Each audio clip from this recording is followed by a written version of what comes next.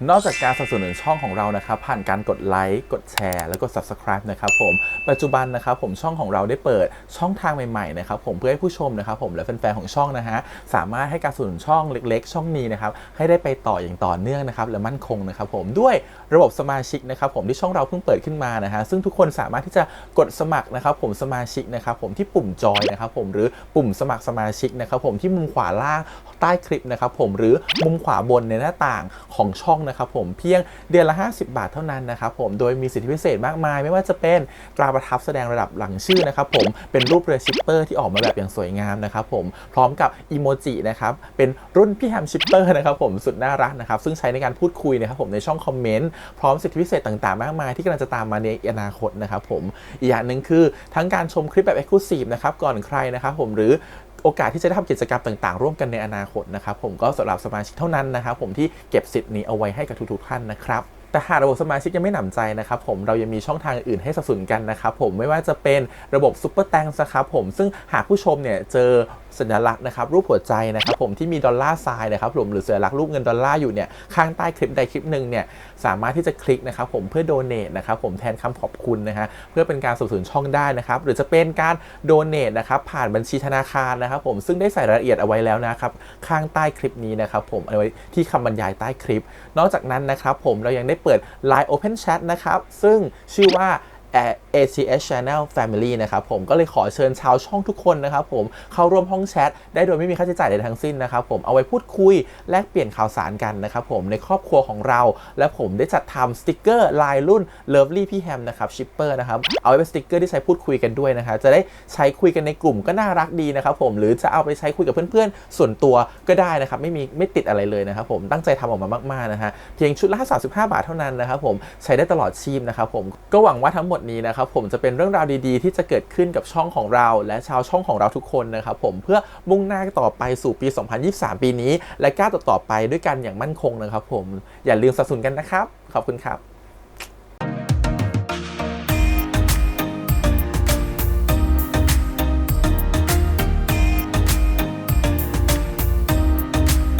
สวัสดีครับยินดีต้อนรับเข้าสู่ช่อง ATS Channel นะครับกับพบกันอีกครั้งการ Reaction ครับผม Happy Prime Month นะครับผมยินดีเข้าสู่เดือนแห่ง Pride นะครับผมเดือนที่เป็นสัญลักษณ์ของความหลากหลายนะครับผมรวมถึงความเท่าเทียมกันนะครับผมของทุกๆเพศสภาพและทุกๆเพศในโลกของเรานะครับผมแล้วก็ถือว่าเฉลิมฉลองแล้วกันวันนี้ทางช่องเราก็เปลี่ยนไอคอนเหมือนกันนะครับผมกับโลโก้ช่องก็เปลี่ยนเป็น Prime Month นะเฉลิมฉลองเดือนนี้จริงๆแล้วถามว่าเราให้ความสำคัญกับเดือนนี้แค่ไหนจริงๆผมรู้สึกว่าความหลากหลายและความเท่าเทียมมันเป็นสิ่งที่สำคัญอยู่แล้วแหละและมันเป็นสิ่งที่มันเกิดขึ้นในทุกๆเดือนทุกๆปีทุกๆวันนะครับผมแต่วันนี้เดือนนี้มันเป็นแค่ช่วงเวลาพิเศษช่วงหนึ่งที่เราให้เรารู้สึกว่าตระหนักถึงสิ่งที่มันเคยเกิดขึ้นมามีการเรียกร้องต่างๆและเดือนนี้ก็เลยถือว่าเป็นเดือนเฉลิมฉลองแล้วกันให้ทุกคนได้รับรู้ถึงว่าโลกเรายังมีความหลากหลายอยู่นะและให้ทุกคนตระหนักในเรื่องนี้ว่าทุกๆคนควรจะเท่าเทียมกันและยอมรับในความแตกต่างนะครับผมก็เลยเกิดเดือน Pride Month นี้ขึ้นมาเพราะฉะนั้นเราก็ขอร่วมเป็นส่วนหนึ่งกับเดือนนี้ด้วยละกันและก็ผ่าน React Series เรื่องแรกประจำเดือนนี้นะครับนั่นคือเรื่อง My Stand In นั่นเองตัวนายตัวแทนนะครับผม EP ที่6 EP ที่แล้วนะครับผมก็2 คนได้กลับมาเจอกันแล้วเนาะในปัจจุบันเนาะแล้วก็ยังมีความที่เหมือนหมิงรู้สึกว่าคุ้นเคยกับคนที่ชื่อโจจังเลยแต่เขาไม่ใช่โจคนเดียวที่ฉันรู้จักแต่โจก็พยายามจะหลีกเลี่ยงไม่พยายามได้เจอหมิงนะครับแต่สุดท้ายโลกมันกลมเนาะด้วยความยากลำบากของชีวิตโจที่มันแบบว่ากลับมาเกิดใหม่ยังต้องตกระกำลำบากนะครับผมแม่ก็เป็นหนี้ต้องหาเงินไปใช้หนี้มันก็พาให้เขาวนเวียนมาเจอในสิ่งที่เขาถนัดแล้วก็ต้องกลับมาเจอในสังคมเดิมๆและคนเดิมๆนั่นก็คือหมิงตงแล้วก็ทุกๆคนที่เคยรู้จักนะครับทีนี้มันจะเป็นยังไงต่อไปไม่ว่าจะเป็นเรื่องของงานและความรักก็เลยตามต่อใน EP ที่6นี้นะครึ่งทางแล้วครึ่งเรื่องแล้วมันน่าจะเห็นเป็นจุดเปลี่ยนแปลงของตัวละครไม่มากก็น้อยแหละใน EP นี้นะครับผมรวมถึงหมิงด้วยที่เราก็ต้องเอาใจช่วยเนาะเพราะพระเอกคนนี้เนาะเหมือนกับเป็นพ่อพระเอกที่เคยทำให้แม่ของฝั่งโจเนี่ยรวมถึงเราที่เป็นมัมมี่โจเนี่ยก็ไม่พอใจมาประมาณนึงแล้วเขาจะเอาชนะใจพวกเราได้ยังไงเราจะรู้สึกรักหมิงขึ้นมาได้ยังไงรอติดตามต่อใน EP นี้นะครับผมโอเคแต่ก่อนอื่นเลยขอขอบคุณก่อนนะครับทางไอฉีอีที่อนุญาตทำ reaction ได้นะครับไปดูกันเลยครับผมกับ My Stand In ตัวนายตัวแทน EP ที่6ครับไปเลยใครอะกล้าดียังไงมางานบ้านนี้แกรู้ไหมว่านี่บ้านใครกุญแจอยู่ไหนอะอยู่ ใต้กระถางต้นไม้อะ ยกมือขึ้นไว้บนหัว แล้วค่อยๆหันมา ถ้าหนูจะเข้ามาหนูก็ไม่เอากุญแจมาไว้ก่อนนะเอาไว้จะไปวางไว้ใต้กระถางกับคนดี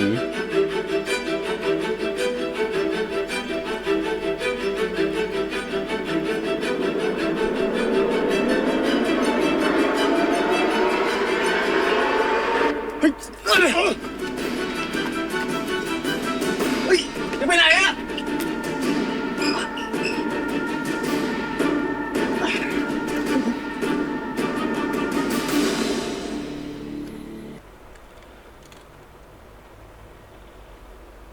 เชี่ย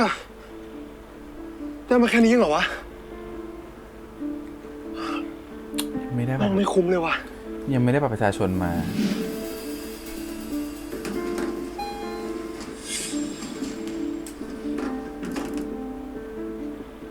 ดีนะที่ไม่โดนจับได้อะยังไงจังหวะนั้นซอนคงไม่ทันเห็นหน้าเราหรอกมั้ง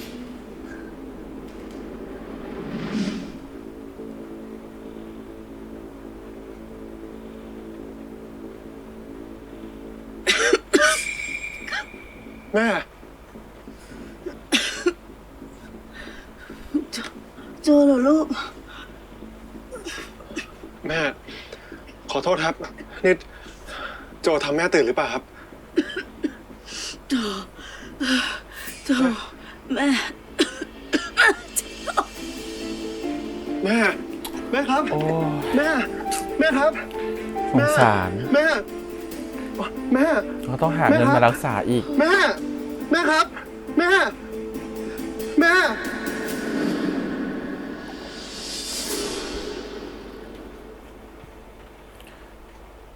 สอนนะสอนจะเอาเงินก็เอาไม่ได้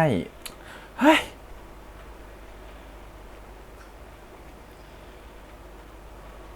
โจ แม่เป็นไงมั่ง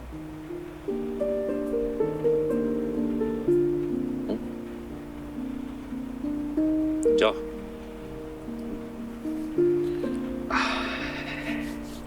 ไหนแล้วตกลงมันยังไงมั่งเนี่ย หมอเขาบอกว่าแม่เป็นน้ำท่วมปอดอะพี่เลยทำให้แม่เขาหายใจลำบากแต่เขาดีขึ้นแล้ว น้ำท่วมปอดเลยเหรอ มันเกิดจากอะไรวะ ติดเชื้อเหรอ ก็จริงๆ มันต้องใช้เวลาตรวจให้ละเอียดสัก2-3 วันนะครับ มันถึงจะพอบอกได้ ตอนนี้ก็สันนิษฐานว่าเป็นโรคเกี่ยวกับไตอะครับ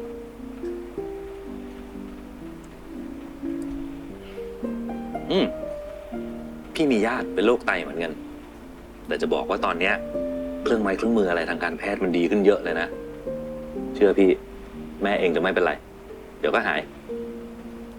ขอบคุณนะพี่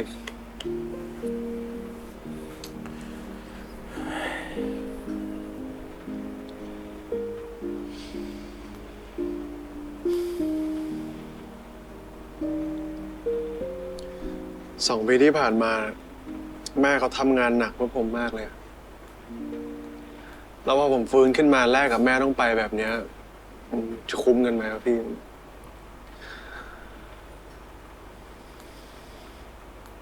ไอ้โจ คืองี้ มันไม่มีแม่ที่ไหนอยากปล่อยให้ลูกตายหรอก ถ้าจะโทษอะไรอ่ะ มันเป็นเรื่องของกรรมเก่านั่น อย่าไปโทษตัวเองเนี่ยพี่ แล้วเมื่อไหร่พวกเอง2 แม่ลูกจะพ้นเรื่องแย่ๆทีวะเนี่ย ใช่ เป็นสิ่งที่ฉันคิดอยู่ในหัวเลย เมื่อไหร่ ดีมากแป๊บนึงนะ บอกพี่วุฒิไปไหมว่าเราเป็นใคร ว่าไงมิงอีกแล้วเหรอ โอเค เดี๋ยวพี่รีบไปนะรอแป๊บนึง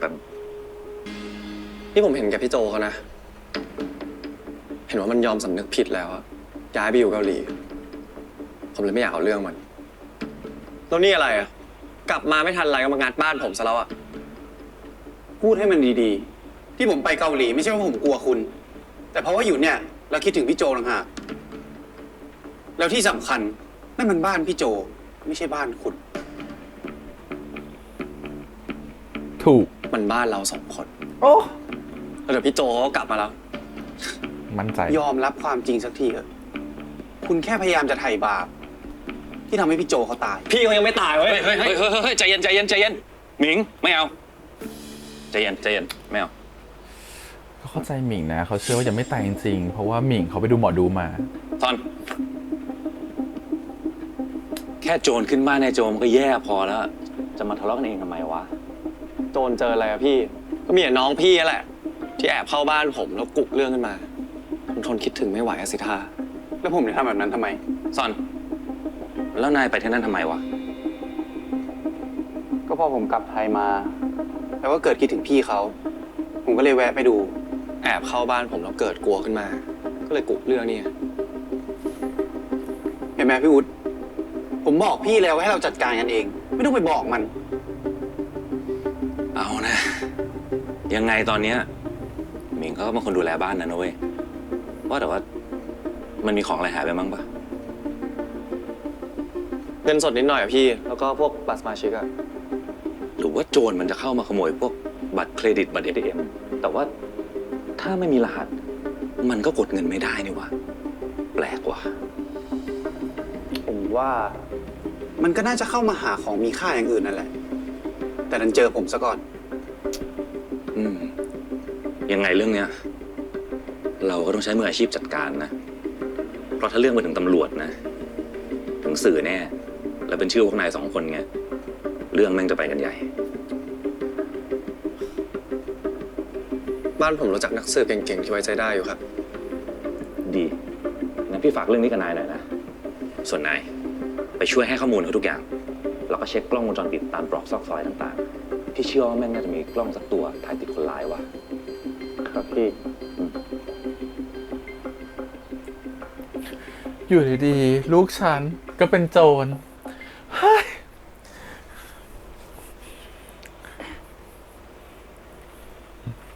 เป็นคนดีแท้ๆเป็นโจรเฉย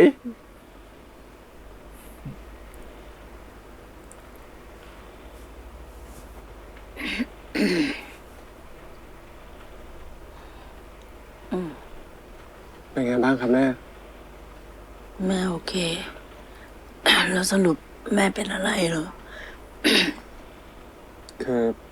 มันต้องรอผลตรวจสัก2-3 วันนะครับแม่ถึงจะรู้อะ ใช่ ถ้าแม่เป็นอะไรหนัก แม่อย่าพูดแบบนั้นสิครับแม่อาจจะแค่พักผ่อนน้อยเฉยๆก็ได้อะ ๆ ก็ขอให้มันเป็นอย่างนั้นนะลูก แล้วทำไมแม่ต้องนอนพักที่นี่อ่ะจริงๆแม่กลับบ้านก็ได้นะลูก แม่ครับแม่อยู่เนี่ยดีแล้วแม่จะได้พักผ่อนจะได้มีคนมาดูแลโจซัพพอร์ตแม่ไหวอยู่แล้วนะครับเพราะฉะนั้นแม่ไม่ต้องคิดมากเลยแม่นอนพักรักษาตัวเองแม่จะได้หายไวๆนะครับ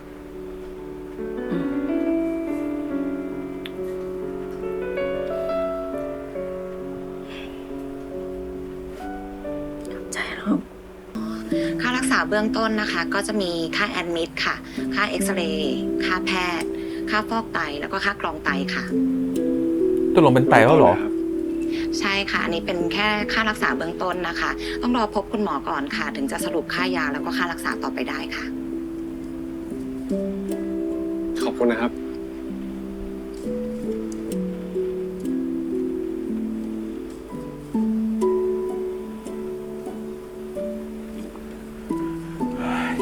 แค่นี้ก็100,000แล้วฉันว่า ฮัลโหล ฮัลโหลสวัสดีครับพี่จอย ค่ะ นั่นใครคะ ผมโจนะครับสตันท์แมนทีมพี่วุฒินะครับคือผมอยากลองไปแคสสแตนด์อินบทพี่ตรงเขาอะครับ โทษทีน้องโจ พอดีตรงเขาได้สแตนด์อินแล้วอะ ครับ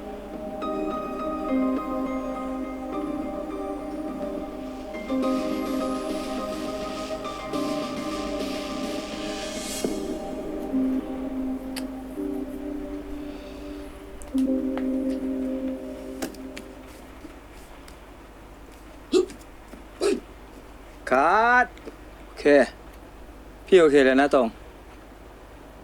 ไม่ได้อะพี่ มองจากข้างหลังเนี่ย ดูยังไงก็รู้ว่าไม่เหมือน แต่เนี่ยเป็นสแตนด์อินที่เนียนที่สุดเท่าที่เราหาได้แล้วนะ เนียนแค่ไหนก็ยังไม่ได้อะพี่ ไอคนที่เหมือนก็ไม่อยู่แล้วเด้อ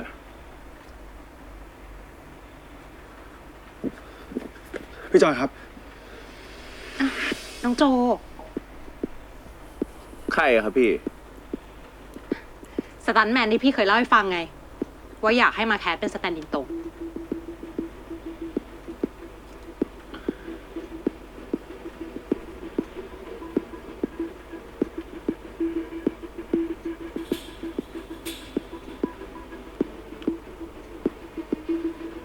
น่าสนใจนะ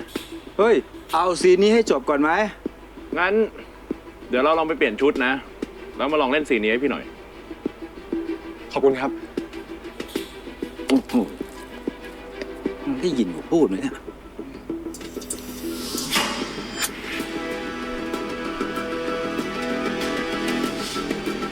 ไม่คิดว่าชีวิตนี้ จะต้องมาเป็นตัวแทนของมันอีก ตรง เราถ่ายกันไปเยอะแล้วนะ ถ้าจะมาเปลี่ยนสแตนด์อินตอนเนี้ย พี่ว่า หนังเรื่องนี้ผมเป็นเจ้าของโปรเจกต์ ถ้าเกิดว่าเขาเล่นได้เหมือนน่ะ ผมยอมรีชูตครับ ตามใจแล้วกันเฮ้ย พร้อมถ่ายแล้ว มา ได้ฝ่ายพร้อมนะครับ พี่พร้อมนะแล้วแต่พร้อมไหมพร้อมแอนชั่น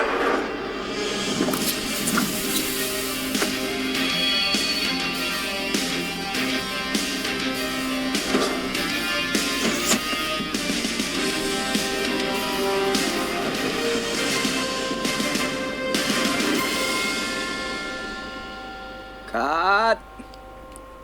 พี่ว่ามันก็ไม่ได้แตกต่างจากคนเดิมสักเท่าไหร่มั้ง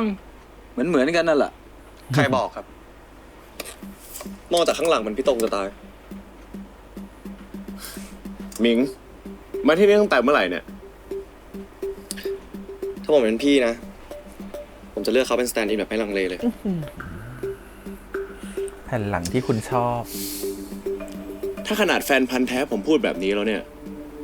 ก็คงต้องเป็นแบบนั้นแหละครับ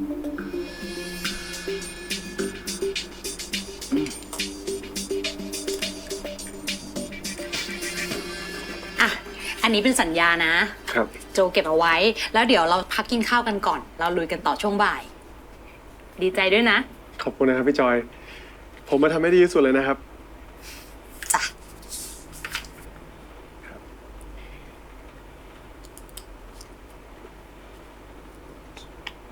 ม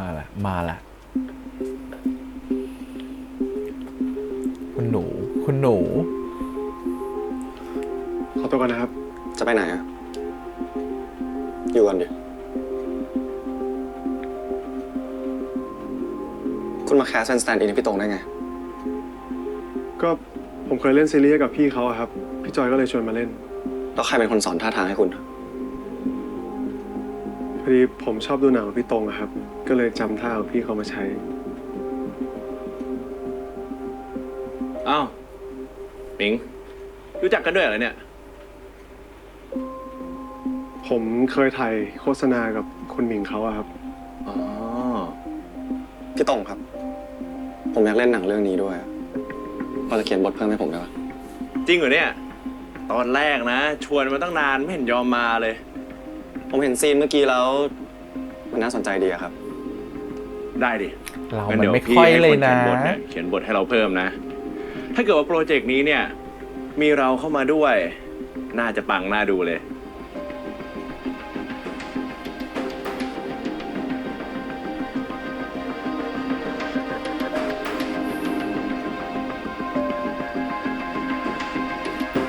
มีคนมีความแบบแอบยิ้มเล็ก สวัสดีนะครับ สวัสดีครับ ๆ ตายิ้ม พี่สวัสดีครับ ผมฝากด้วยนะครับ ยังไงก็อยากให้เรื่องนี้ถึงตำรวจนะ ถ้าเป็นแบบที่ซอนพูดจริงอะแปลว่าคนร้ายน่าจะรีบมากจนไม่ได้ทำลายหลักฐานอะไร งานเข้าแล้วไง ผมยังไม่ได้เคลื่อนย้ายอะไรครับมันเอาเป็นว่าเดี๋ยวคืนนี้ผมเข้าไปเฝ้าไว้แล้วพรุ่งนี้คุณมาตรวจสอบอีกทีแล้วกัน ฮะ คืนนี้เลยเหรอ ยังไงคืนนี้ก็ให้หมิงกลับไปที่นั่นไม่ได้อะเอาไงดีวะ นี่คุณทำอะไรอ่ะ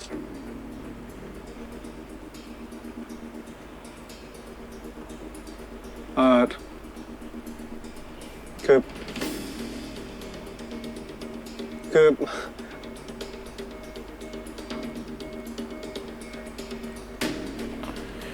อ๋อ พอดีว่าทีมงานให้ผมมาชวนคุณหมิงไปงานเลี้ยงปาร์ตี้อะครับ ทีมงานเหรอ ทีมงานคนไหนอะทำไมพี่ไม่รู้เรื่องเลย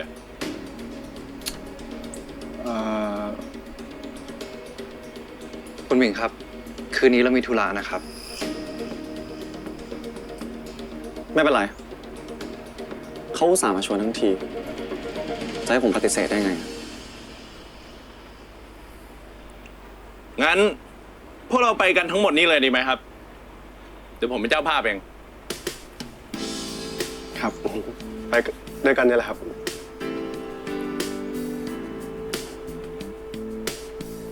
เดี๋ยวคุณหมิงนั่งตรงนี้ไหมครับ เดี๋ยวผมดูแลให้ อ้าวหมิง มานั่งนี่ดิ พี่จองที่ไว้ให้ ก็ต้องเลือกพี่ตรงหมดแล้วล่ะเขาไม่เลือกตัวแทนอย่างเธอหรอกโถแต่แอบมีแบบว่าชะเง้อตามองนะว่าก็อยากนั่งอยู่นะอะไรอย่างงี้ โทษนะครับ ให้ผมชงเหล้าให้ไหมครับ ไม่เป็นไร เดี๋ยวพี่ให้พนักงานทำให้ ไปอยู่กับทีมงานเถอะ เราอะมันมีพิรุธเยอะเนี่ยลูกเนี่ยนี่ใค ผ ร มเป็นเอ็กซ์ตร้าที่จะเข้าฉากกับพี่วันนี้อยากอะไรเปล่า เดี๋ยวผมไปชงให้ ไม่เป็นไรดีกว่าครับ พอดีวันนี้พี่ไม่อยากดื่มครับ พี่ไม่ชอบคนวุ่นวายใช่ไหม ผมก็เหมือนกัน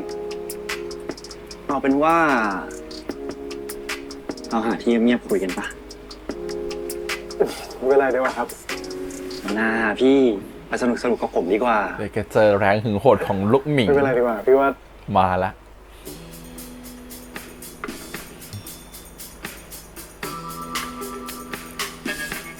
อันนี้ ขนาดโจรยาผู้โดนรัดเชือกเขาก็ทำมาแล้ว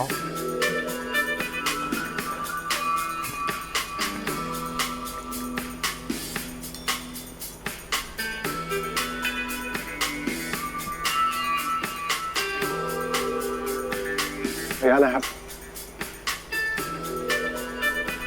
เบิร์ดหมิง ไปพาเขามาทำไมเหรอ อีพี่ตรงตัวรีบเลย พอดีว่าคุณหมิงเขาอยากให้ผมเอนเตอร์เทนนะครับมาเดี๋ยวผมชงเหล้าให้ดีกว่า นะครับขอผมก่อนนะครับ อ่ะ คุณหมิง คุณหมิงเขาไม่กินครับ ขอบใจครับ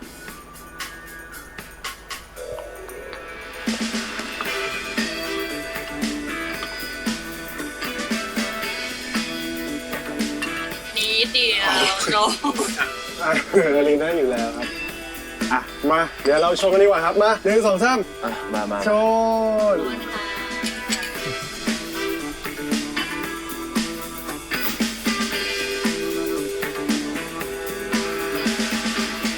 เอาหมดแล้วนะครับ มา ผมลิ้นให้ต่อเลย ชน หมดแก้วนะครับ หมดแก้ว รู้ว่าหมิงเมาง่าย เพิ่มดีกว่านะไหนๆวันนี้ก็สนุกทั้งทีครับ เอาอะไรเพิ่มอีกไหมครับเอาคุณหมิงมาครับเดี๋ยวผมลิ้นให้หมดแก้วนะคุณหมิงครับชนหมดนะครับ มาอีกสักแก้วชนไม่เพิ่มหน่อยนะครับ ได้แล้วล่ะ กลับแล้วครับ กลับก่อนนะ อ๋อโอเคครับ โทรเรียกเมียมารับ สวัสดีนะครับ เจ้าสวัสดีนะครับ กลับไปที่ครับพี่ พี่จอยคอแข็งอยู่นะ ดื่มไปกึบไม่เมาเลย โอเคครับพี่ แน่ใจนะ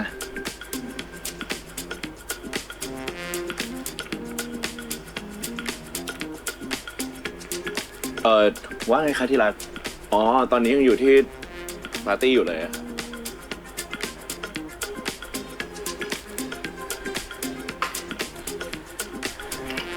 มางั้นเดี๋ยวผมรีดให้นะครับ แล้วเลขาไปไหนคุณเลขาจิม ขอโทษด้วยนะครับพอดีผมแค่คุณหมิงเขารีแลกซ์นะครับ สภาพแบบเนี้ย ไปส่งที่คอนโดคุณหมิงน่าจะใกล้กว่า แต่ผมแบกคนเดียวไม่ไหว คุณมาช่วยผมก่อน แล้วเดี๋ยวผมไปส่ง เลขาจิมครับ แต่พอดีผมมีธุระผมต้อง คุณไม่ต้องพูดเลย คุณมารับผิดชอบก่อนเร็วๆคุณหมิงขอโทษนะครับ ครับ1 2 3ปั๊บ สรุปไม่ได้กลับบ้านได้กลับคอนโดแทน ค่อยๆนะครับ ทั้งสองคนแหละ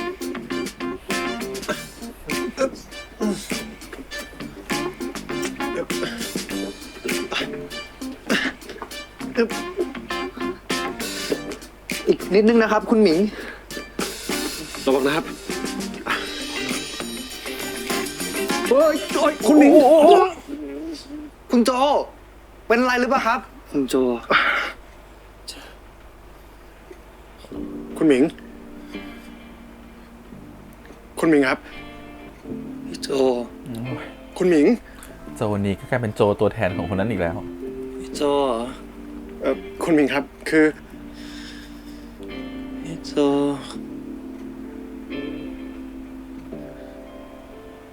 ตายแล้ว คุณหมิง คุณหมิง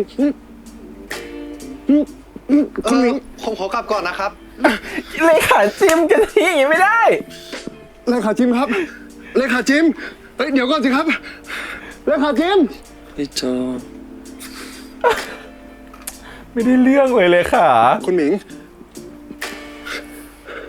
โอเค หลับ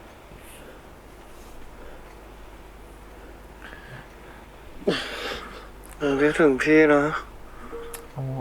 ย โจใจอ่อนเลยเนี่ย คิดถึงพี่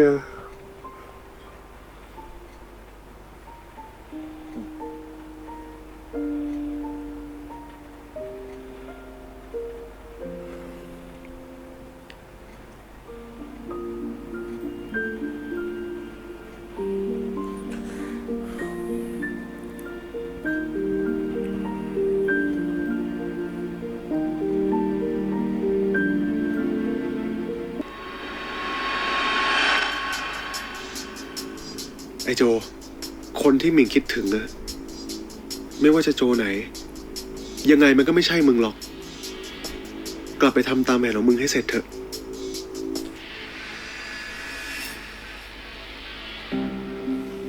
คนในร้านนี้ก็เป็นตัวแทนเขาเหมือนกัน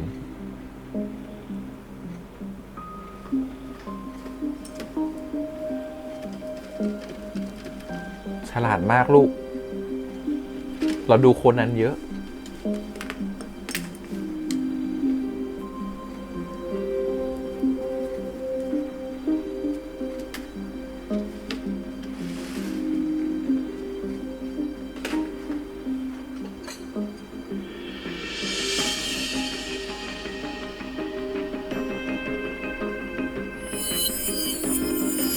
โจโจ โอ้คิดถึงพี่อย่างโง่นะโจ ตาสว่างได้แล้ว พี่คนเดียวที่เขารัก คือพี่ตรง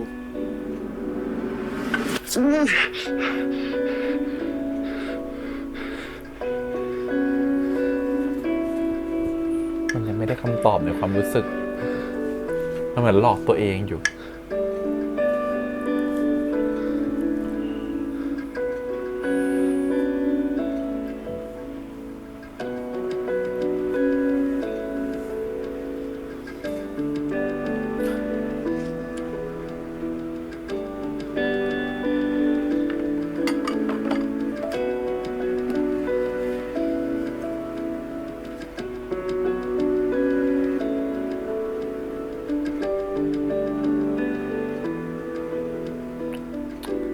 ตกแต่งได้เละมาก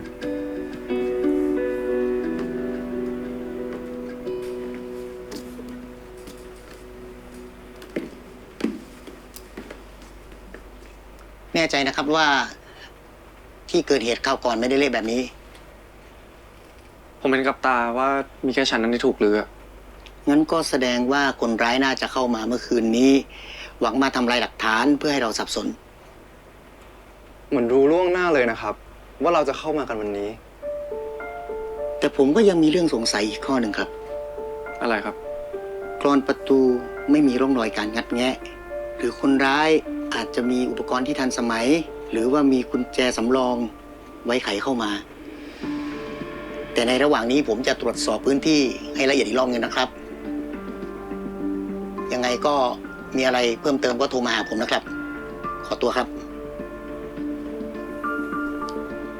สิ่งเดียวที่พี่เอกไม่เนียนก็คือว่า น่าจะโยนหินให้กระจกแตกอะไรแบบเนี้ย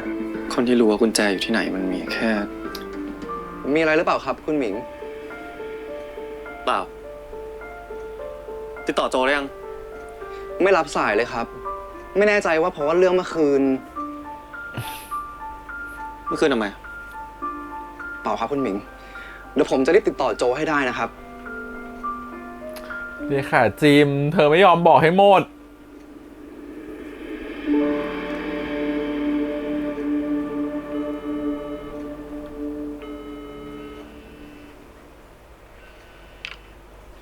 ขอโทษทีครับคุณหมอ เท่าที่ดูคนไข้ไม่มีเนื้องอกหรือมะเร็งนะครับ แต่คนไข้มีภาวะโลหิตเป็นพิษ ซึ่งเกิดจากไตไม่ทำงานโรคนี้ไม่มีทางรักษาครับ แต่ก็ไม่ถึงกับชีวิต แต่คนไข้จะต้องฟอกเลือดทุกอาทิตย์ก็จะกลับมาใช้ชีวิตต่อไปได้ปกติครับทางโรงพยาบาลของเรามีแผนกฟอกเลือด ถ้าญาติคนไข้มีความจำนงที่จะฟอกเลือดที่นี่ก็แจ้งที่เคาน์เตอร์ได้เลยนะครับ ถ้าไม่มีอะไรแล้วหมอขอตัวนะครับ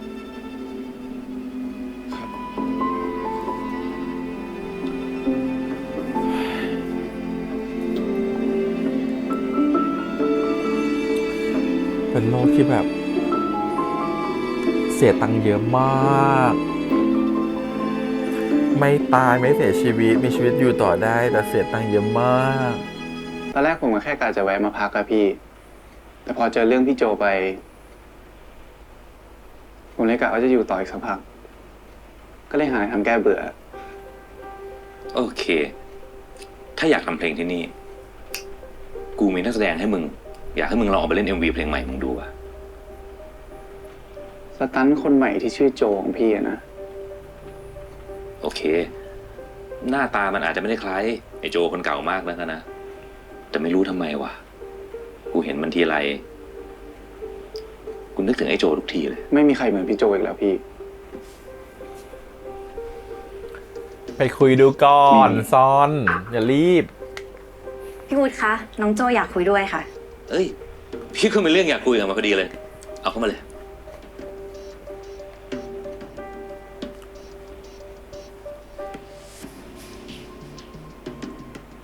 สวัสดีครับ โจ นี่พี่ซอน ซึ่งนายน่าจะรู้จักเขาดีอยู่แล้ว รู้จักสิครับ พี่เขาดังจะตายครับ คือพี่ซอนกำลังหานักแสดงจะไปเล่น MV เพลงใหม่ของเขาอะพี่เลยว่าจะลองให้นายอะไปแคส MV ของพี่ซอนเขาดู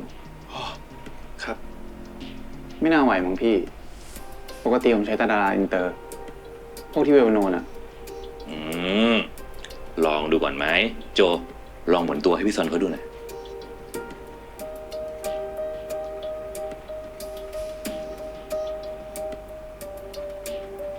เป็นยังไงครับ เหมือนที่กูบอกไหมล่ะ ขอดูก่อนแล้วกันว่ามีบทที่เหมาะไหม ไม่รับปากนะ ขอบคุณนะครับ ผมมีนัดกับหมอต่อพี่ ขอตัวนะครับ โอเค ไปดีๆ แล้วว่ากันซอน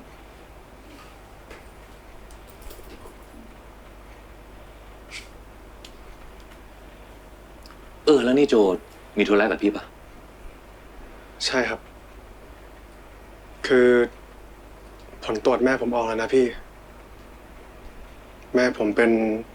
ไตวายอะครับ อาจจะต้องฟอกเลือดตลอดชีวิตนะครับ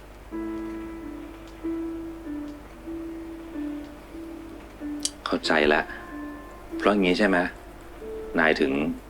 ไปเป็นสแตนด์อินของไอ้ตรงมันอะ นี่พี่รู้แล้วเหรอครับ ใ โจ พี่บอกแล้วใช่ไหม มีอะไรให้มาปรึกษาพี่ก่อน ผมเกรงใจอะครับ ขอโทษด้วยนะครับ เฮ้ย ไม่เป็นไร ไม่ต้องเกรงใจนะ แล้วก็ตอนเนี้ยพี่พอจะมีเงินเก็บอยู่ก้อนหนึ่ง เดี๋ยวพี่เอาให้นายไปใช้หมุนก่อนละกัน ระหว่างที่รอค่าตัว ไม่เป็นไรเดียวอะพี่ ขอบคุณมากเลยนะครับ คือผมคงรับไว้ไม่ได้หรอกครับ จริงๆ ผมแค่จะมาบอกพี่เรื่องหนังพี่ตรงอะครับ ถ้าเกิดว่าพี่มีงานอะไรที่ผมพอจะทำได้ ไม่ต้องห่วงไม่ต้องห่วง เดี๋ยวพี่จะพยายามผลักดันให้นายได้เล่น MV ของพี่ซอนเขา แล้วก็ระหว่างนั้นถ้ามันขัดสนลำบากอะไรอะต้องรับความช่วยเหลือจากพี่นะเว้ย ขอบคุณมากเลยครับพี่วุฒิ ไม่ต้องขอบคุณแล้ว อ๋อแล้วก็อีกอย่าง ไปทำงานกับไอ้ตรงอะระวังตัวให้ดีๆเลยนุ้ย เอาจริงนะ ไอ้ตรงมันเป็นคนเหี้ย ไว้ใจมันไม่ได้เลยนะ เราต้องเป็นเด็กบาร์โฮสให้น้องหมิงแล้วล่ะ เราต้องหาเงินไปรักษาแม่เรา เฮ้ยโรคมีตั้งเยอะแยะเนาะทำไมต้องมาเป็นโรคที่มันเสียเงินไม่รู้จบก็ไม่รู้ เฮ้ย ไม่เป็นไรนะครับแม่ แม่ไม่เป็นไรหรอกลูก แค่เห็นลูกฟื้นขึ้นมานะ แล้วมีงานทำดีๆ อย่างเงี้ย แม่ก็หมดห่วงแล้วลูก ไปเจอหน้าพ่อได้อย่างสบายใจแล้ว แม่อย่าพูดแบบนี้สิครับ แม่เองก็ไม่ได้เป็นอะไรขนาดนั้นซะหน่อยนี่ โจ เรื่องเดียวที่แม่รู้สึกผิด ก็คือ แม่เป็นภาระให้โจ แม่อายุมากแล้วนะลูก แม่อยากให้โจเก็บเงินสร้างเนื้อสร้างตัว ไม่ต้องรักษาแม่หรอกนะจะไม่รักษาได้ยังไงอะแม่แม่จะทิ้งให้โจอยู่คนเดียวแบบนี้เหรอครับแล้วที่แม่ต้องเป็นแบบนี้ก็เพราะว่าแม่โหมงานหนักแล้วเอาเงินทั้งหมดมารักษาโจนี่แล้วจะไม่ให้โจรักษาแม่ได้ยังไง แม่ขอโทษนะลูก ไม่เป็นไรแม่ครับแม่จะขอโทษโจทำไมล่ะโจบอกแล้วไงแล้วต่อไปนี้ให้โจดูแลแม่แทนนะครับ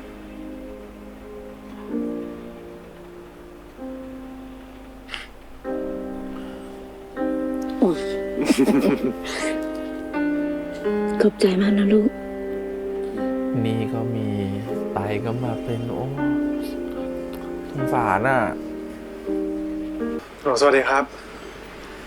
นี่ใช่ฝ่ายบัญชีหนังของพี่ตรงหรือเปล่าครับพอดีว่าผมมีเรื่องต้องใช้เงินด่วนนะครับเลยอยากจะขอเบิกเงินล่วงหน้าก่อนไม่ทราบว่ามันทำได้ไหมครับ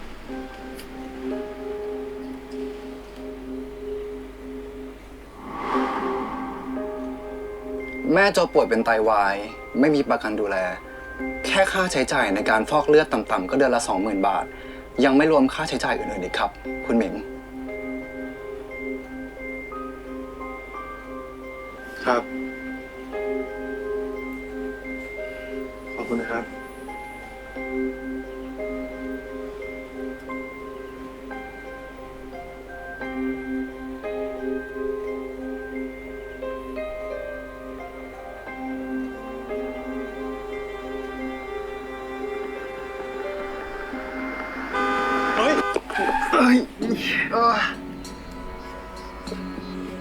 โทษทีครับโทษทีครับไม่เป็นไรครับพอดีผมเบอร์เองครับ ใครอ่ะซอน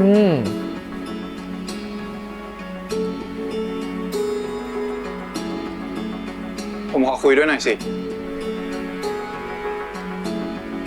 ได้ครับ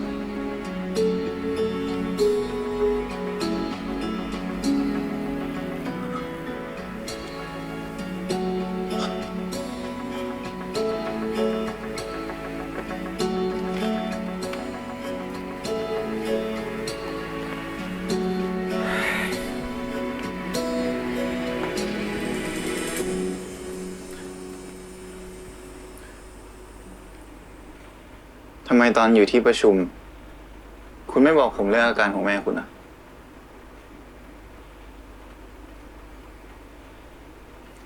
ก็อะไร มีอะไรก็พูดมาตรงๆเลยก็ผมเห็นว่าคุณไม่ค่อยชอบหน้าผมอะครับ ผมก็เลยไม่รู้จะพูดไปเพื่ออะไร ทำไมอ่ะ กลัวผมจะสมน้ำหน้าคุณเหรอ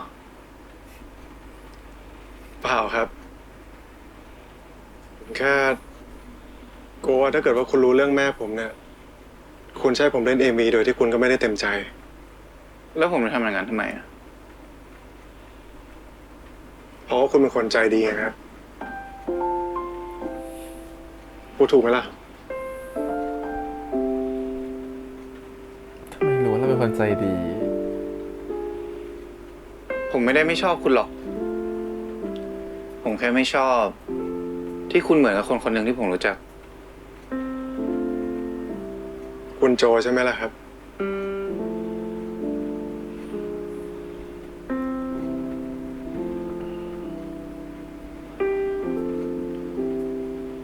ถ้าเป็นพี่โจอ่ะ เขาคงไม่บอกผมเรื่องอาการของแม่เขาเหมือนกัน เขาเป็นคนขี้เกรงใจ เลือกที่จะยอมให้ตัวเองลำบาก ขนาดตอนที่เขาโดนแบน เขายังไม่คิดจะมาหาผมเลย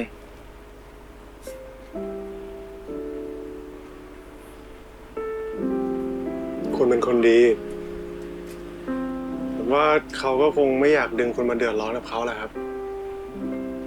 เท่าไหร่ คุณหมายถึงอะไรครับ ค่ารักษาแม่คุณอ่ะ ผมจะให้คุณยืม มีเมื่อไหร่ค่อยมาคืนผม ไม่เป็นไรครับ ขอบคุณมาก คือผมเกรงใจครับและอีกอย่างเราก็เพิ่งรู้จักกันด้วย แต่ผมไม่รู้สึกอย่างนั้นนะ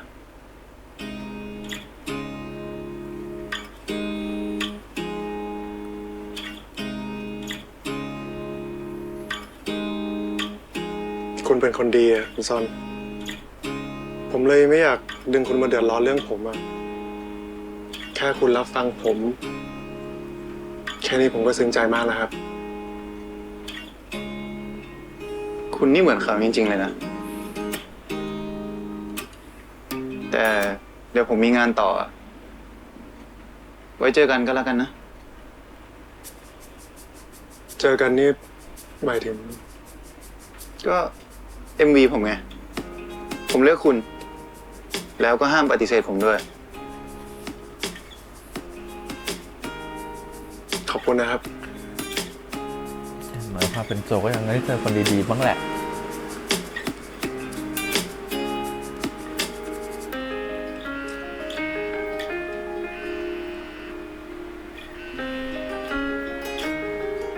ฮัลโหลครับคุณหมิง ผมมีเรื่องอยากคุยด้วยหน่อยอะมาเจอที่คอนโดนะ พอดีวันนี้ผมไม่สะดวกอะครับ มีธุระ แค่นี้ก่อนนะครับ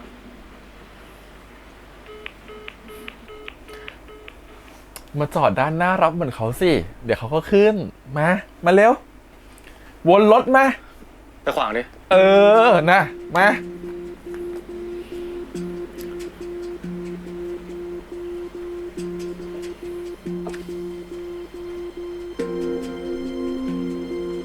กลับบ้านใช่ไหม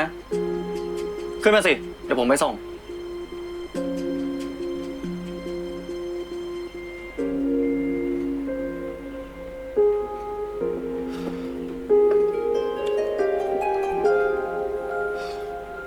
นี่คุณหมิงครับ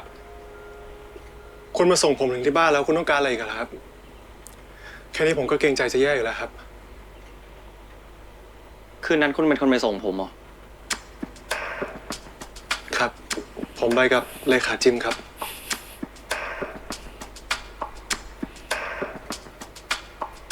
ผมหมายถึงว่า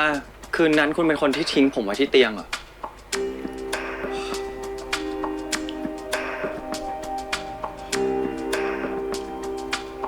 ใช่ครับ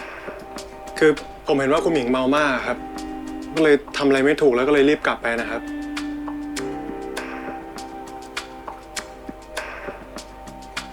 คืนนั้นผมทำอะไรคุณปะ ผมเองก็มึนๆนะครับ ผมจำไม่ได้หรอกครับ คุณหมิง คุณหมิง นี่คุณทำอะไรอ่ะ ผมแค่อยากทวนความทรงจำอะครับ ว่าผมทำอย่างนี้กับคุณทำไม นี่คุณหมิง คุณหมิง นี่คุณต้องการอะไรกันแน่อะค่ะ นี่คุณหมิง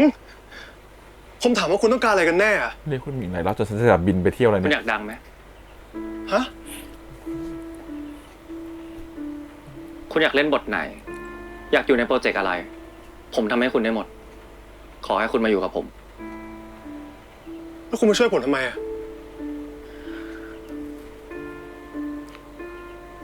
คุณเหมือนกับคนคนหนึ่งที่ผมเคยรู้จักอะ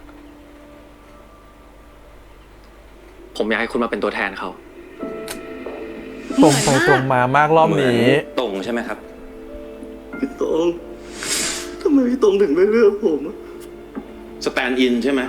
สแตนด์อินก็ต้องเล่นแทนได้ดิ ฝากด้วยนุ้ย คุณหมิง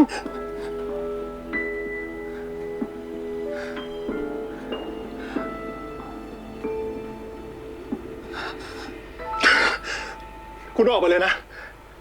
คุณออกไปจากบ้านผมเดี๋ยวนี้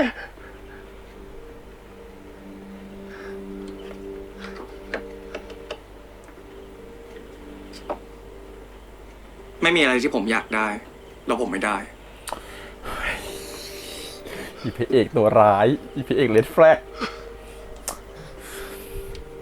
คุณหมิงครับ ถ้าคุณหมิงเหงา ผมรู้จักคนโปรไฟล์ดีๆหลายคนเลยนะครับ คล้ายมาก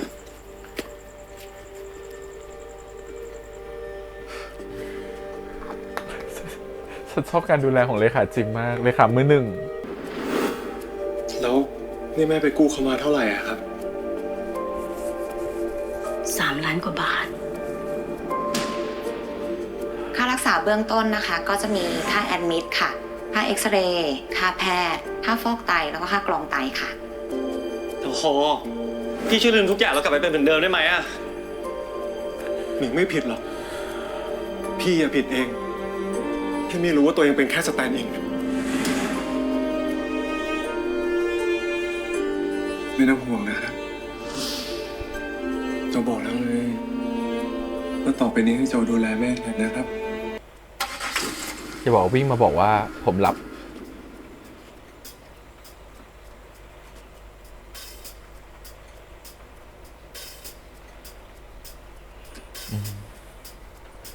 นิยาม EP นี้ว่าเวรกรรมจ้ะ เงิน5 ล้าน กับบ้าน1 หลังให้แม่ผม แลกกับชีวิตผม1 ปี นายคิดว่านายมีค่าขนาดนั้นเลยเหรอ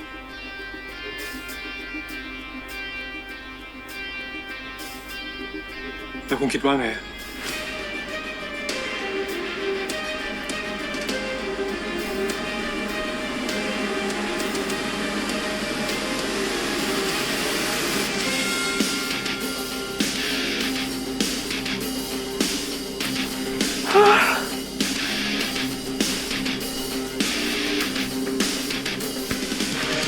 เธอจะไม่ผิดหวังหมิง ราคาเนี้ ชิ ย นซะนะ อีกปีหนึ่งหลังจากเนี้ยนายจะโดนมากกว่านี้ เดี๋ยวซาดิสกับลูกฉันก็พอขอแค่นี้แหละกราบแหละ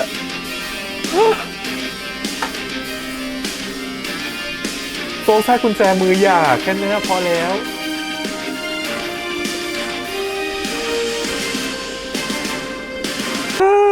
มันก็เข้าใจอะนะเพราะว่าบทมันต้องมีทางลงเนาะของตัวซีรีส์เนาะมันจะแบบว่าถ้าไม่งั้นมันก็ลงไม่ได้ว่าสุดท้ายแล้วตัวของหมิงกับโจมันจะมาเจอกันได้ยังไงแต่อันนี้ขอคำนิดนึงก่อนทั้งเรื่อง EP นี้เรียกว่าคุณหมิงคุณหมิงคุณหมิงตัวฉันจะไปเที่ยวอยู่แล้วจากคุณหมิง โอเคเรารู้สึกว่าถ้าจะให้นิยาม EP เนี่ยเราขอนิยามคำว่าเวรกรรมแล้วกันนะเวรกรรมกับชะตาลิขิตหรือเดสตินีหรือโชคชะตามันก็เป็นอะไรที่มันคล้ายๆกันแหละมันคือการเกี่ยวกับเหมือนกับแบบเพราะสิ่งหนึ่งมันทำให้เกิดอีกสิ่งหนึ่งต้นเหตุจากอีกสิ่งหนึ่งทำให้เกิดสิ่งหนึ่งเป็นเหตุและเป็นผลกันเกี่ยวเนื่องกันพันเกี่ยวไปไม่รู้จบเพราะฉะนั้นความรู้สึกของเราคือสิ่งที่โจเผชิญอยู่ตอนนี้ถ้าเหมือนที่พี่วุฒิพูดก็คือมันก็คือเวรกรรมรูปแบบหนึ่งที่สุดท้ายแล้วคุณหนีโชคชะตากรรมที่คุณจะต้องมาอยู่กับคนที่ชื่อหมิงไม่พ้นถ้าเรามองให้มันไกลออกไปเลยนะเราไม่ได้มองเหตุผลแค่ตรงนี้แล้วกันนะสมมติเรามองเป็นแบบภาพรวมถ้าสุดท้ายแล้วคนสองคนนี้ต้องคู่กันจริงๆหมิงกับโจสิ่งเนี้ยแหละมันคือโชคชะตาที่มันถูกเขียนไว้แล้วว่าสุดท้ายแล้วแกต้องกลับมาเกิดในร่างใหม่ ที่ทุกคนจะจดจำแกได้รู้สึกว่าคุ้นเคยแต่แกจะไม่ใช่เขาอีกต่อไปแกจะต้องตัวเหมือนเป็นกรรมที่เหมือนแกยังเป็นตัวตายตัวแทนของใครสักคนหนึ่งไปอยู่ในร่างคนคนหนึ่งที่เขาคิดว่าเธอเป็นตัวแทนของใครสักคนหนึ่งโดยที่เขาไม่รู้ว่าเธอคือตัวจริงอยู่ในนั้นและก็ไม่สามารถจะบอกออกไปได้แต่เธอก็ต้องวนเวียนกลับมาเจอคนที่เธอเกลียดเดิมๆเพื่อจะได้คลายอะไรสักอย่างหนึ่งมันเหมือนกับเรายังไม่ได้จบหรือสะสางปัญหาจากคนที่เรามีความสัมพันธ์ด้วยนั่นก็คือหมิงโจทั้งหมิงทั้งตงนะทุกคนที่เกี่ยวข้องซอนอะไรอย่างเงี้ยเพราะการที่คุณได้กลับมาอยู่ร่างเนี่ยเมื่อความสัมพันธ์มันยังไม่ถูกตัดขาดสะบั้นไปคุณก็ต้องโคจรมาพบกับพวกเขาอยู่ดีไม่ทางใดก็ทางหนึ่ง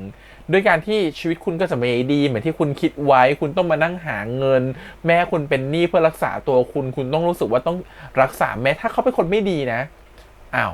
ฉันไม่ใช่โจลูกของแกเว้ยปล่อยแม่ตายไปเลี้ยงได้นะแต่นี่ไม่ใช่นี่คือโจคนที่นิสัยดีเพราะฉะนั้นคนนี้คือคนที่ดูแลเราในช่วง2 ปีที่เราป่วยแล้วเราได้มาอยู่ในร่างนี้ก็ต้องขอบคุณเขามันมีหลายอย่างที่ในความเป็นโจนิสัยของโจที่ทุกคนรักมันทำให้โจก็เป็นสิ่งที่กำหนดชะตาโจเหมือนกันว่าโจต้องเป็นอย่างทุกวันนี้นั่นคือการที่เขาต้องรู้สึกว่าเขาต้องรับผิดชอบแหละคุณแม่ของเขามีความห่วงเขามีความรู้สึกว่าฉันมีค่าเพราะตอนนี้ได้ฉันมีชีวิตอยู่ตอนนี้ได้ก็เพราะคุณแม่คนนี้งั้นเขาเลยต้องเอาภาระของคุณแม่เป็นภาระของตัวเองด้วยนั่นคือส่วนหนึ่งแล้วเมื่อเขายกภาระของคุณแม่เป็นภาระของตัวเองมันก็คือโชคชะตาแหละที่ทำให้เขาต้องหาเงินมาใช้และโชคตาก็เล่นตลกโดยการผลักเขามาเจอกับแหล่งในการหาเงินนั่นคือคนเดิมๆที่เขารู้จัก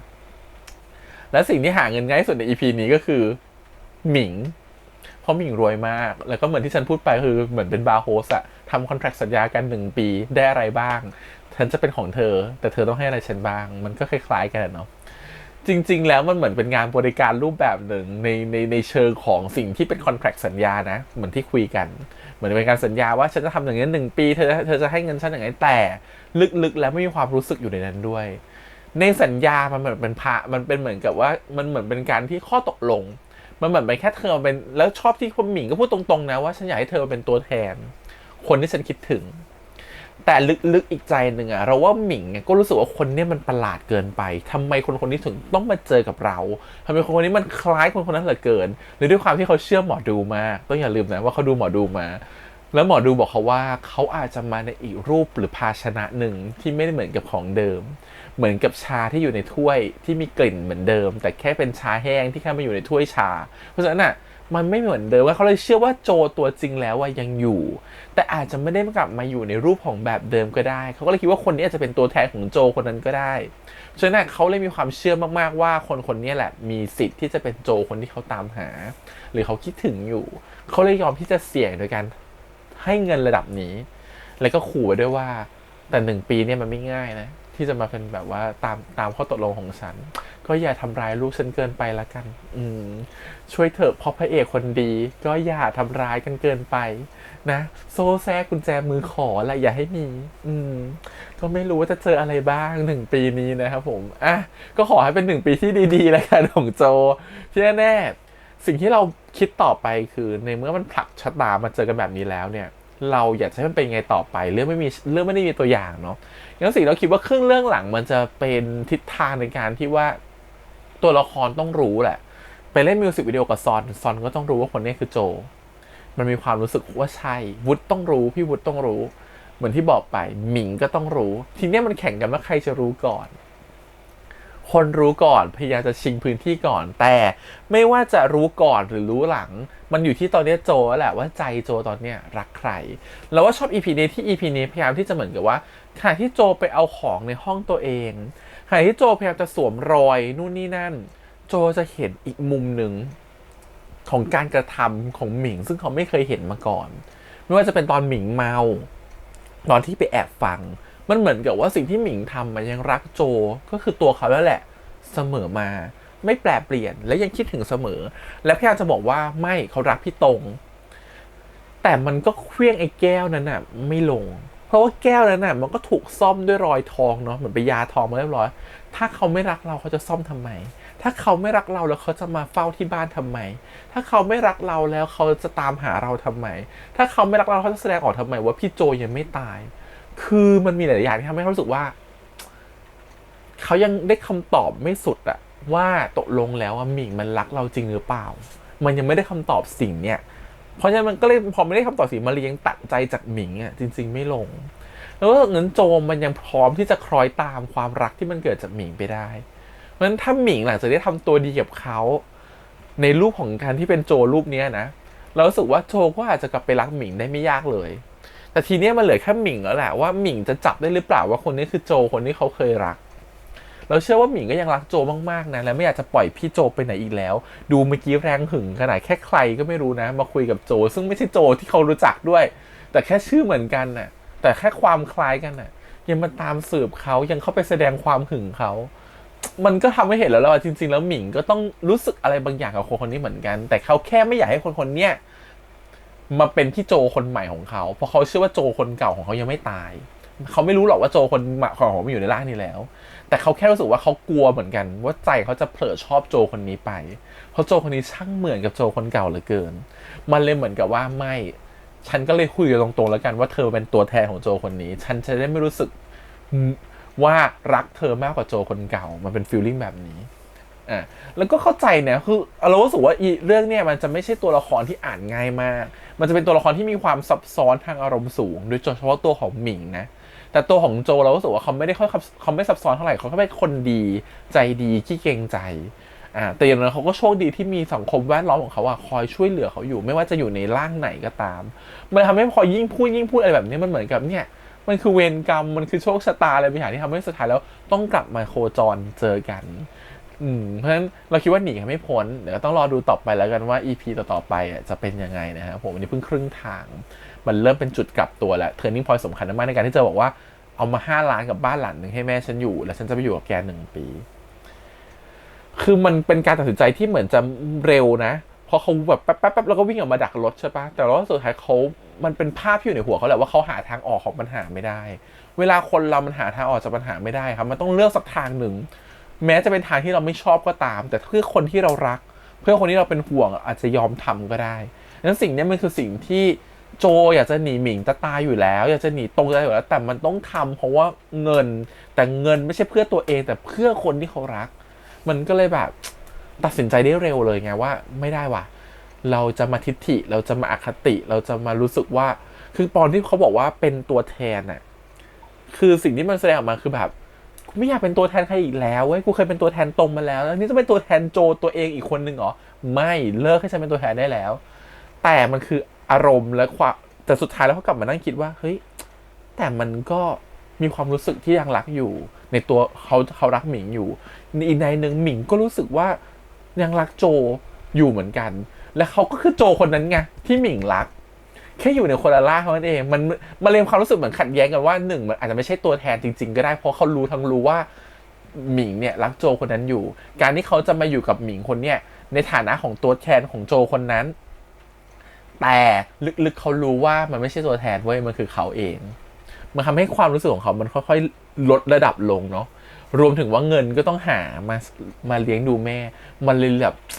รีบตัดสินใจได้เร็วนะแล้วรีบวิ่งออกมาบอกว่าโอเคฉันรับงานนี้แล้วคิดเร็วเลยว่า3 ล้านไปใช้หนี้2 ล้านดูแลแม่ได้กี่ปีก็ว่าไปหาบ้าน1 หลังโอเคครบจบก็อยู่ได้ก็ง่ายดีเนาะชีวิตจริงถ้าคนเราเป็นแบบนี้เราคงจะไม่มีใครสามารถจะวิ่งไปเข้าหาได้ว่าฉันขอ5 ล้านพร้อมบ้าน1 หลังคิดไม่ออกเมื่อกี้คิดแต่ต้องเติมสตินิดนึงว่าอันนี้ต้องบอกอันนี้ในมุมของโจกับหมิงจบแล้วคิดว่าเป็นแบบนี้แต่ในมุมของสิ่งที่เราสึกว่าตระหนักขึ้นมาในเรื่องนี้คือมาเรื่องการดูแลตัวเองครับเรื่องการใช้ชีวิตรวมถึงการเก็บเงินเราเชื่อว่าหลายๆคนไม่ได้มีแผนเก็บเงินชัดเจนไม่ได้มีการวางแผนเกี่ยวกับตัวเองชัดเจนโอเค30 บาทรักษาทุกโรคได้ก็จริงนะคะแต่โรคบางโรคมันก็ต้องมีค่าใช้จ่ายเพิ่มเติมอย่างเช่นการฟอกไตอย่างเงี้ยat least ต่ำๆเลยก็ต้องมี 20,000 แน่นอนเหมือนที่เขาพูดเดือนหนึ่งเนาะปีหนึ่งก็ 200,000 เพราะฉะนั้นน่ะเรากำลังจะบอกอะไรเราจะบอกว่า1เงินที่เราต้องสำรองเก็บไว้นะมันต้องคือส่วนที่1คือเวลาตัวเองตกงานหรือไม่มีงานทำอย่างน้อย6 เดือนเราก็ต้องมีเงินเท่ากับเงินเดือนที่เป็นค่าใช้จ่ายต่อเดือนที่เป็นค่าใช้จ่ายประจำรวมถึงกินอยู่เนาะต่อเดือนเนี่ยคูณ6เข้าไปอันนี้ส่วนที่1ต้องเก็บส่วนที่2คืออะไรส่วนที่2คือถ้าเรายังมีทำประกันได้ทำประกันไปเลยนะครับผมสุขภาพควรมี ป้องกันตัวเองไว้ก่อนมันเป็นค่ารักษาในแต่ละครั้งมันรักษาได้3คือตัวเองต่อนะครับผมโรคร้ายแรงอันนี้ก็ต้องมีนะฮะโรคร้ายแรงเผื่อไว้ยังไงเผื่อคิดว่าถ้าสูตัวเองต้องรักษาตัวเอง2 ปีโดยไม่มีเกินเดือนเลยอย่างเงี้ยต้องออกจากงานไปรักษาตัวเองเราก็ต้องได้ค่าชดเชยจากการเป็นโรคร้ายแรงเท่ากับเงินเดือน24 เดือนอันเนี้ยก็ต้องคิดไว้รวมถึงอันนี้กรณีที่มีประกันสุขภาพนะแต่ถ้าไม่มีประกันสุขภาพเราก็ต้องเผื่อโรคร้ายแรงสำหรับการที่ค่านั้นจะเพียงพอต่อการรักษาโรคร้ายแรงนั้นเช่นเผื่อว่าถ้ามะเร็งต้องรักษา1 ล้านคุณก็ต้องทำเผื่อไว้1 ล้านว่าคุณเป็นอะไรขึ้นมาต้องได้เงิน1 ล้านอะไรแบบนี้อันนี้ก็ต้องเผื่อ4คือพ่อแม่เราถ้าใครต้องเลี้ยงดูเนาะไม่ว่าจะเป็นที่คนรักของเราพ่อแม่เราหรือก็ตามเราต้องเก็บเงินเผื่อรักษาพวกเขาด้วยงั้นเก็บเงินเผื่อรักษาพวกเขาทำยังไงคือ1ต้องมีเงินฉุกเฉินเอาไว้รักษาโรคอยู่น้อยแหละมันต้องมี 2-3 แสนแหละเนาะโรคอย่างนี้มันแพง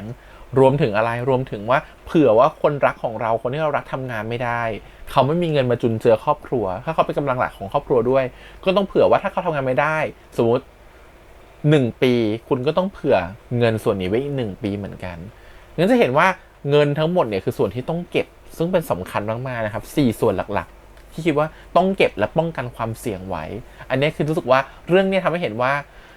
เขาไม่ได้ป้องกันความเสี่ยงไว้สิ่งที่มันเจอคือมันเป็นภาระและมันเป็นสิ่งที่เขาหาทางออกไม่ได้งั้นเราถึงบอกว่าเงินมันเป็นปัญหาแบบต่อหลายๆคนมากในเวลานี้ในช่วงเวลานี้คือแบบหนี้สินครัวเรือนน้อยเยอะมากๆโดยชนชั้นกลางลงไปเนี่ยรู้สึกว่ามันเป็นปัญหามากงั้นถ้าคุณไม่มีเรื่องของการวางแผนพวกนี้เลยจะลำบากนะครับผมถ้าเกิดเหตุอะไรแบบนี้ขึ้นมาแบบที่ตัวอย่างโจกำลังเผชิญอยู่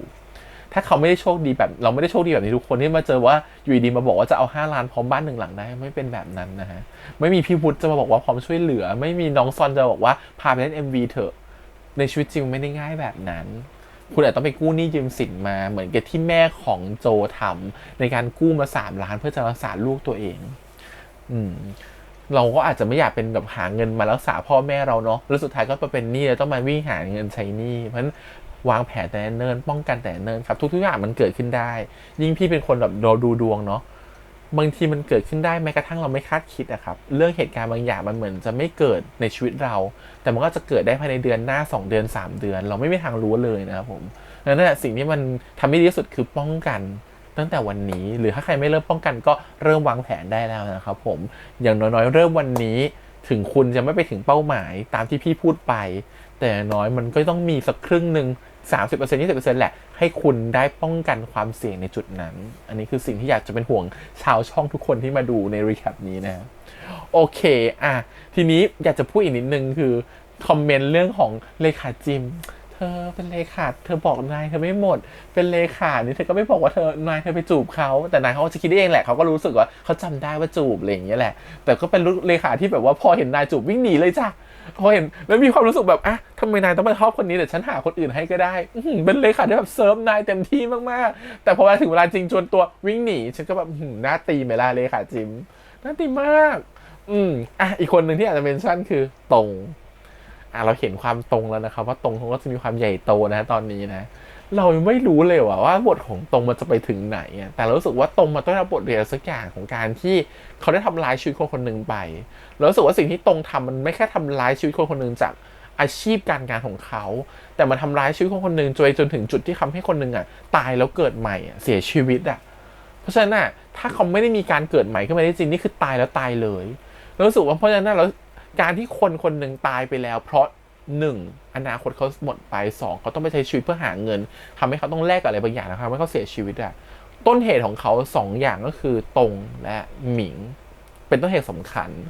หมิงจะต้องรับบทเรียนอย่างใดอย่างหนึ่งแหละจากการที่เขาทรมานจากการที่เขาคิดถึงพี่โจจนถึงนาทีสุดท้ายเราคิดว่ามันต้องเกิดแบบนั้นแต่ตรงเนี่ยเราคิดไม่ออกเขาจะเจอบทเรียนอะไรนะครับผมรอดูอยู่เหมือนกันว่า